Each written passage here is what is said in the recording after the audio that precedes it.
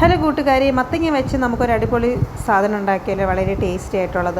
അപ്പോൾ അതേ ഞാൻ ഒരു വലിയ പീസ് മത്തങ്ങ എടുത്തിട്ടുണ്ട്. അത് തോല് കളഞ്ഞ് ചെറുതായിട്ട് അരിഞ്ഞ് നമുക്ക് 1-2 ഫിസിൽ ഒരല്പം ഉപ്പ് ഇട്ട് നമുക്ക് വേവിച്ചെടുക്കണം കേട്ടോ. ഇനി വേവിച്ചതിന് ശേഷം നമുക്ക് വെള്ളം മാറ്റിയിട്ട് വേറൊരു പാത്രത്തിലേക്ക് ഇത് നന്നായിട്ട് ഉടച്ച് വെള്ളം പോകുന്നത് വരെ നമുക്ക് ഫ്ലെയിം ഓൺ ചെയ്തിട്ട് നമുക്കിതൊന്ന് വഴറ്റിയെടുക്കണം കേട്ടോ. അതിന് ശേഷം ഒരു 1/2 കപ്പ് പാല്, ഞാൻ 1/2 കപ്പ് പാലാണ് എടുത്തിരിക്കുന്നത്. ഇത് നമ്മൾ 2-3 തവണയായിട്ട് അല്പമായിട്ട് ഇതിലേക്ക് ഒഴിച്ച് ഇത് നന്നായിട്ട് മിക്സാക്കി അതൊന്ന് വറ്റിച്ചെടുക്കണം.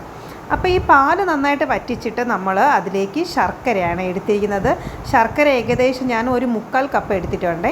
അപ്പം ഇതുപോലെ തന്നെ പാല് ചെയ്തതുപോലെ തന്നെ ശർക്കരയും നമുക്ക് ഇതുപോലെ ഒഴിച്ച് മിക്സാക്കി ഇത് വറ്റിച്ചെടുക്കണം. അപ്പോൾ ശർക്കര ഒഴിക്കുമ്പോൾ നമുക്ക് നല്ല ഒരു ലൂസ് കൺസിസ്റ്റൻസി ആയിട്ടാണ് കിട്ടുന്നത് കേട്ടോ.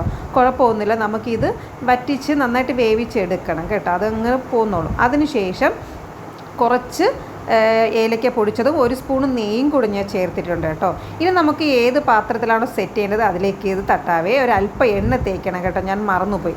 ഞാൻ അങ്ങനെ ആ പാത്രത്തിലേക്ക് സെറ്റാക്കി കുറച്ച് കാഷ്യൂനട്ട് റൈസിൻസ് ഒന്ന് വച്ചിട്ടുണ്ട്. ഇനി നമുക്കിത് ചൂട് പോയിട്ട് വേണം ഇത് കട്ട് ചെയ്തെടുക്കാനേ.